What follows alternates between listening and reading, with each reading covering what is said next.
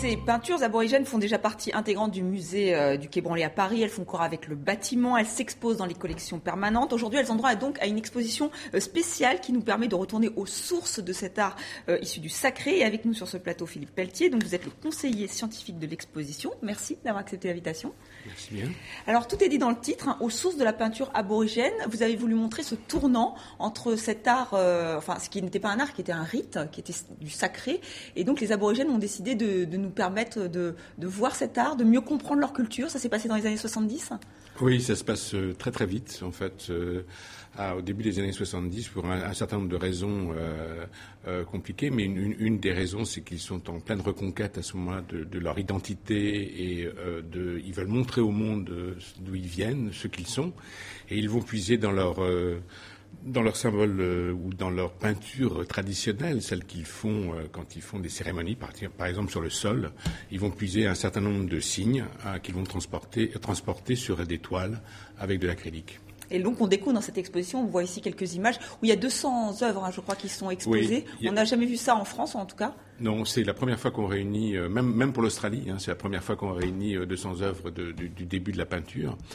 C'est en fait 20 petites mini-rétrospectives des artistes, de 20 artistes très très importants du début de ce mouvement qui a eu lieu donc dans le désert central d'Australie. Et on découvre l'importance de l'école de Papounia, et c'est un non-aborigène en fait qui a donné des clés, enfin en tout cas qui a impulsé ce mouvement artistique.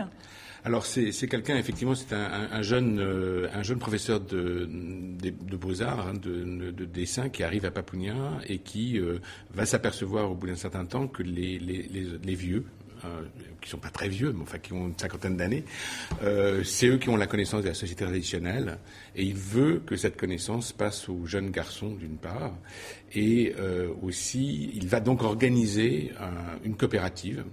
Et les gens de Papounia vont commencer à peindre à l'intérieur de cette coopérative. Et c'est vraiment, la peinture est tout à fait extraordinaire. C'est une peinture très poétique, très inventive, très très belle, très émouvante comme ça. Mais c'est une peinture qui nous émeut, nous. Mais c'est aussi une peinture qui a été faite pour expliquer aux Blancs. C'est vraiment une peinture de contact. C'est au monde blanc d'abord australien et puis ensuite du monde ce que sont les grandes traditions aborigènes. Alors justement, parce qu'il y avait une dimension sacrée, vous nous expliquez, vous nous donnez quelques clés pour comprendre ces toiles, mais ils ne veulent pas tout dévoiler. Et est-ce qu'il y a vraiment des toiles qui restent secrètes ? Alors oui, il y a des toiles qui restent secrètes. Elles ne restent pas secrètes pour le monde blanc. On peut les voir. Il y a une salle à l'intérieur de l'exposition dans laquelle il y a un certain nombre de peintures qui ne sont pas publiques. Pour les femmes aborigènes et les non-initiés aborigènes. Mais le reste du monde peut le voir.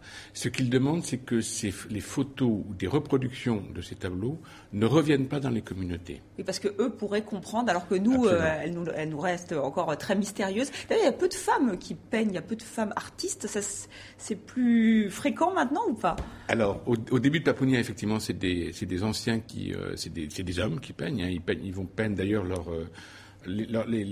tous les signes qui leur appartiennent à eux, hommes, donc ils se peignent le corps, par exemple, lors des cérémonies ou des choses de genre. Et les femmes, et particulièrement à Papounia, les femmes vont arriver assez tard dans la peinture. D'accord, mais elles y arrivent quand même. Alors juste un mot du marché de l'art aborigène, il explose, il est très important aujourd'hui. Les collectionneurs veulent ces toiles ? Alors le marché est effectivement très important. Il y a un certain nombre de toiles d'ailleurs qui appartiennent à les collections privées américaines. Qui ont défrayé la chronique quand elles sont passées en vente publique à Sotheby's à Sydney. C'est d'autre part aussi un des grands moyens des communautés aborigènes pour gagner de l'argent.